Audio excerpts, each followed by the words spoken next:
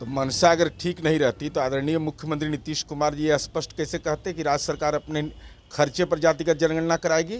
जिस सरकार को न हम संपत्ति छिपाते हैं न नीति को छिपाते हैं कि सामाजिक न्याय का नारा लगाओ असंपत्ति हड़प लो। नहीं रहता सत्ता जाने का मैंने किस बात के लिए, इसके पहले का ही नहीं करवाए थे, सरकार में थे ना कि कैसे हम लोग जिसे हर घर बिजली पहुंचा दिए, सड़क बना दिए, तो उस समय भी आप कहते थे कि ये सब कहाँ संभव है।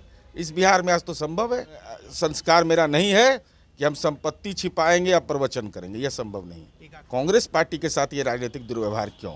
बिहार में जातीय जनगणना हो या फिर बिहार को विशेष राज्य का दर्जा मिले, इन दोनों मुद्दों को लेकर के बिहार की राजनीति गरमाई हुई है।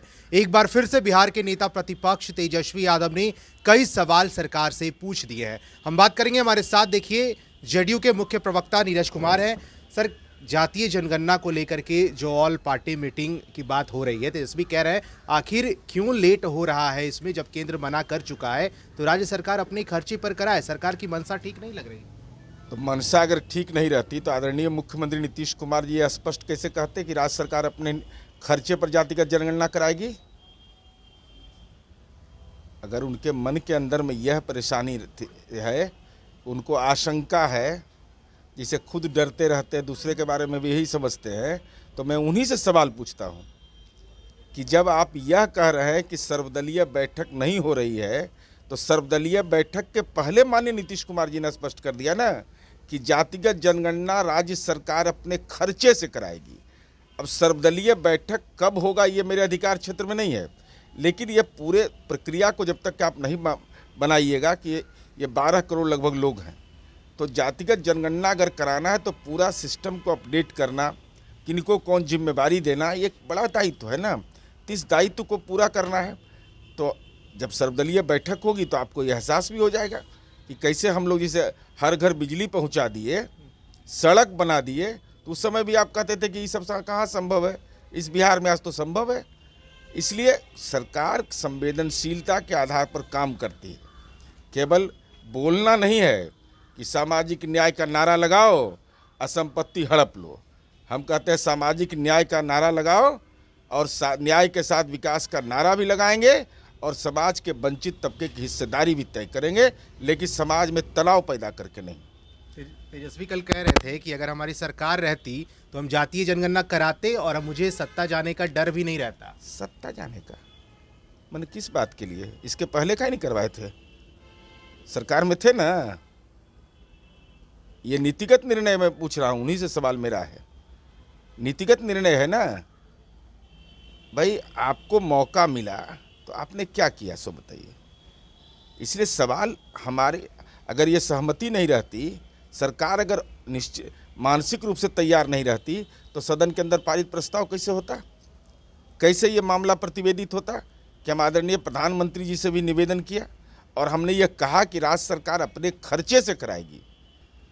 सर्वदलीय बैठक के पहले सरकार ने अपनी मानसिकता को स्पष्ट कर दिया।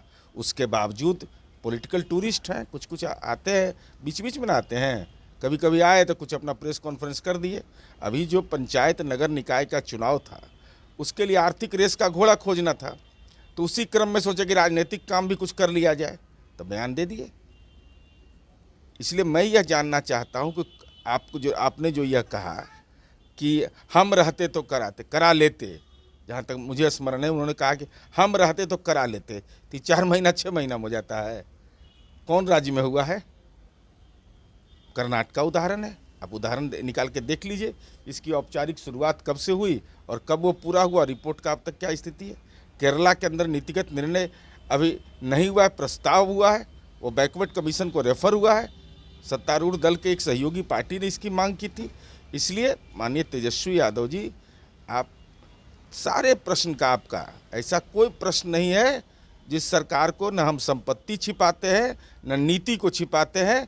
हम पारदर्शी तरीके से काम करते हैं। हम वो राजनीति के संस्कार मेरा नहीं है कि हम संपत्ति छिपाएंगे या प्रवचन करेंगे, यह संभव नहीं। एक आखिरी सवाल है, आज सुबह सुबह राजद से जुड़ी एक खबर आई सर, जहां कुछ सीट का जो ऐलान होना था, जब उम्मीदवार की घोषणा हुई तो राजद के नेता इस्तीफा देने लगे। ये कहने लगे क्योंकि जो राजद के नेताओं ने इस्तीफा दिया वो काफ़ी लंबे समय से पद पर रहे, रायत के उम्मीदवार की घोषणा के अरे बाद। तो भाई अनुभव का कोई मतलब तो वहाँ है नहीं ना, वहाँ अनुभव वरीयता का कोई मतलब नहीं, अब उनका अंदरूनी मामला है। लेकिन महत्वपूर्ण विषय है कि कांग्रेस पार्टी के साथ ये राजनीतिक दुर्व्यवहार क्यों। सवाल यह पैदा होता है कि कांग्रेस पार्टी आप लंबे समय से सहयोगी रहे, मेरा नहीं मामला है ये, लेकिन कांग्रेस पार्टी के जो प्रभारी थे भक्त चरण दास, जो दलित समूह के हैं, एक ईमानदार छवि के राजनेता माने जाते हैं, उनके प्रति जो अपमानजनक टिप्पणी राष्ट्रीय जनता दल के द्वारा हुआ, क्या राजद उस सदमे से कांग्रेस को निकलने नहीं देना चाहती है? क्या यही मानसिकता हो सकती है और तो कुछ नहीं है? उनका अंदरूनी मामला है, क्या मामला है वो जाने। चलिए देखिए, जातीय जनगणना को लेकर के साफ तौर पे अब मांग हो रही है और कल तेजस्वी यादव ने जो कुछ कहा उसका साफ तौर पे जवाब दिया है मुख्य प्रवक्ता नीरज कुमार ने। अब फर्स्ट बिहार के साथ बने रहे।